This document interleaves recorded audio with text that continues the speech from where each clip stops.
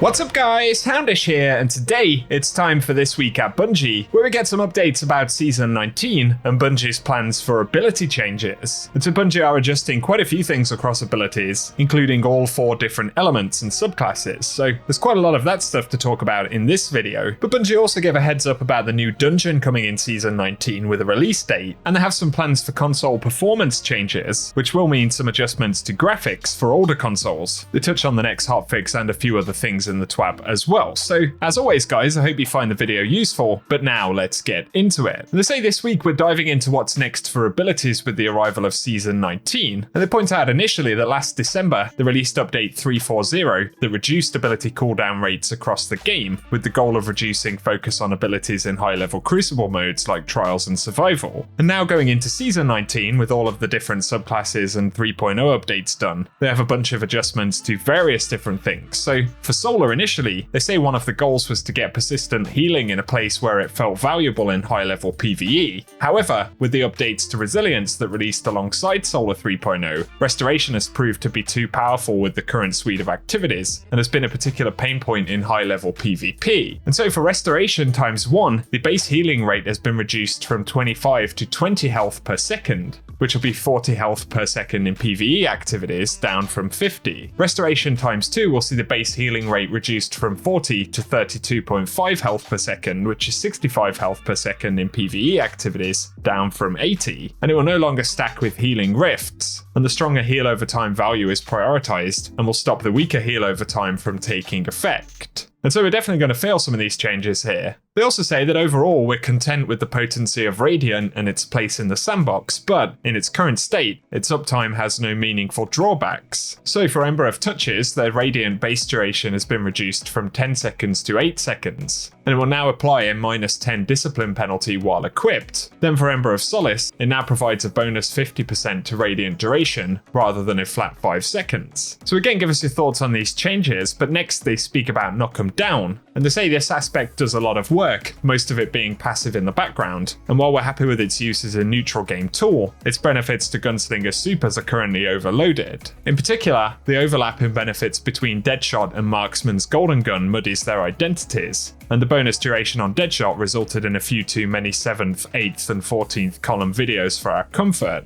And we want to cement Deadshot Golden Gun as a tool for the hunter that wants to dive into the fray, whereas Marksman is for calmer sharpshooters that wait for the perfect shot. And so to that end, we're splitting Knock 'em's Down benefits more cleanly across the 2 Golden Gun variants. And Deadshot will gain 15% damage resistance, but lose its bonus duration, and Marksman will no longer provide bonus damage resistance while Knock 'em Down is equipped. They also say here that while it's been refreshing to see Blade Barrage topping PvE DPS charts, the base damage increase it received alongside Solar 3.0's launch, in combination with Knock 'em Down's bonus knives, have pushed it above where we're comfortable with a burst damage super living. So we're bringing down the bonus Blade Barrage knife count from 5 to 3 per wave. And so with Knock 'em Down Golden Gun, it will now provide 15% bonus damage resistance to Deadshot Golden Gun and no longer provides bonus duration. It also no longer provides 15% bonus damage resistance to Marksman's Golden Gun. And Blade Barrage projectiles have been reduced from 5 to 3 per group, and it now releases a total of 20 knives, down from 24.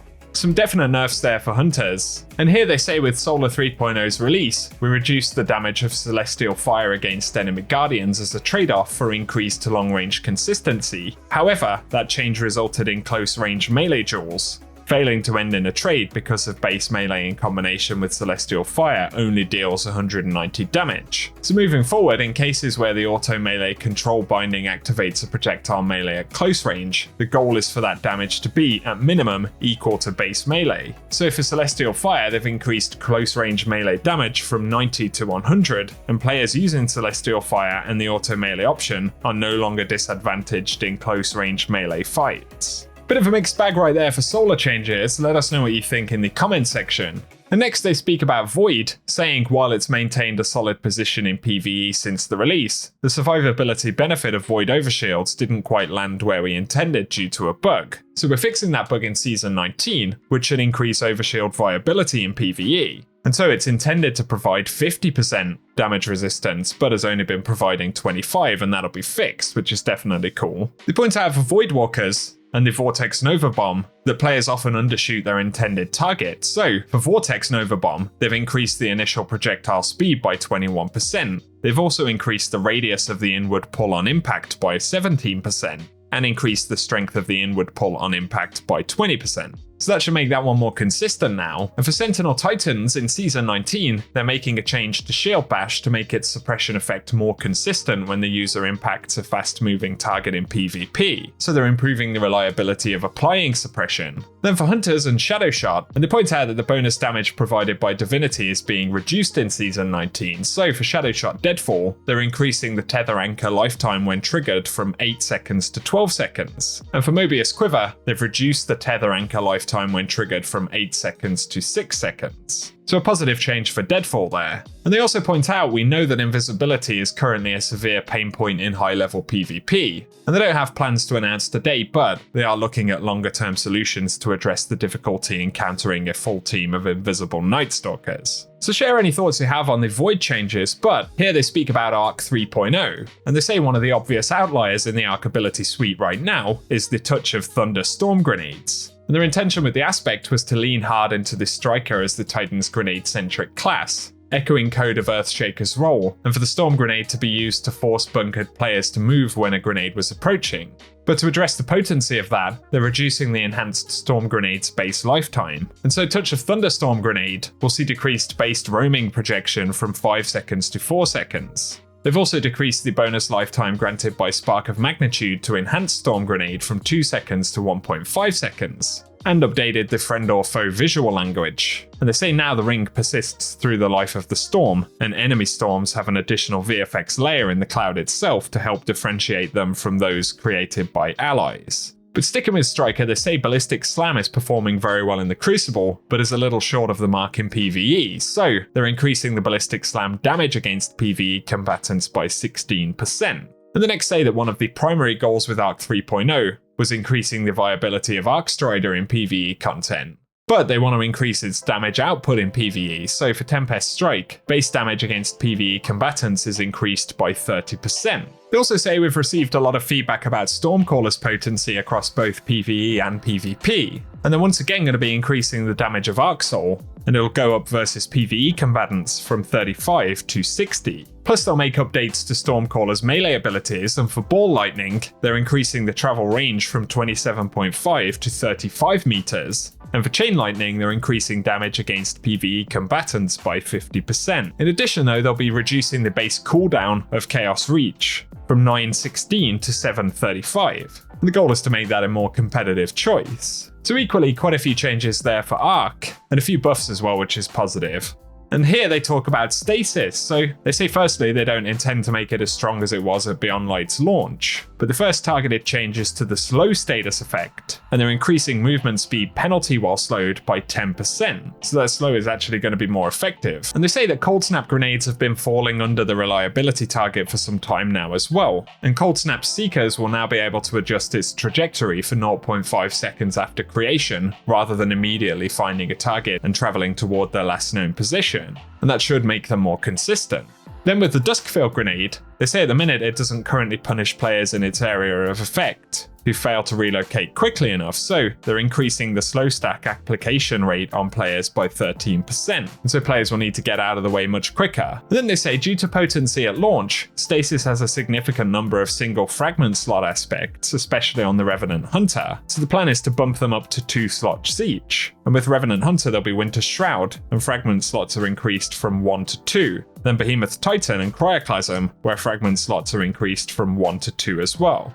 The next say that Shadebinder is generally in a good place, but Glacial Harvest feels like a hard choice to make over Ice Flare Bolts, Bleak Watcher, and Frost Pulse, so they're reducing the cooldown of Glacial Harvest by 33%, and the cooldown on Stasis Shard creation will go from 15 to 10 seconds. Additionally though, here Whisper of Rending will now provide bonus damage to Stasis Crystals and Frozen targets for all primary ammo weapons, rather than just kinetic primary ammo weapons. So quite a few more ability changes than I expected to see for Season 19. Once again, a bit of a mixed bag, a few more kind of nerfs on the solar end, but a lot of other abilities being improved a bit. And so as always, give us your thoughts down below.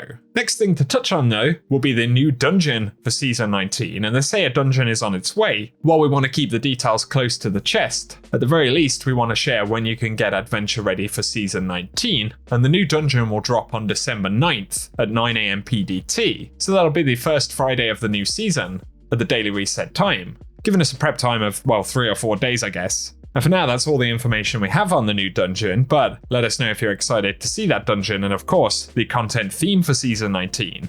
It could be pretty cool. On top of this, Bungie say that Trials map voting is returning, so on November 7th, players who receive Bungie emails will be able to vote for which map they want to see in the upcoming Trials Lab rotation, and it's a vote between Anomaly, Cauldron, and Pacifica, and that weekend will be November 11th with an official announcement in that week's TWAB. So look out for that email if you want to vote. There is also a section in the TWAB about changes to consoles, and they say we've got an update from the team on some changes we want players to know about for previous generations of PlayStation and Xbox systems. And when Lightfall releases on February 28th, they'll be modifying some textures for PS4, PS4 Pro, Xbox One, and One X to reduce their memory footprint with minimal quality degradation. And so essentially the graphics quality, the quality of those textures will actually be decreased ever so slightly for performance reasons. And they're certainly worth checking out in full resolution in the TWAB, but they provide some kind of before and after images, so PlayStation before and then afterwards.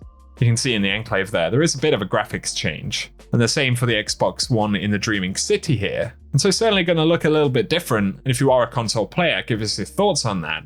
Kind of reminds me of some of the compromises we saw in Destiny 1, where certain content wasn't available on particular platforms and things like that. And I guess with less sunsetting in the game moving forward, there could be a connection between what we're seeing here and Bungie's future plans for the game. So I'll link the TWAB below and definitely check that out. They also point out there will be a new hotfix next Tuesday at the reset time, and that beginning on November 6th in the United States, Destiny 2's daily and weekly reset time will update to 9 AM PST with daylight saving, so be sure to bear that in mind as well, guys. But for today, that's everything we have to talk about from the TWAB, so share your thoughts as always in the comment section. If you've enjoyed the video today though, be sure to get subscribed for more Destiny content so I can keep you posted. Plus a rating below really does help us out, but otherwise, I appreciate you tuning in, and I hope you guys have an awesome day.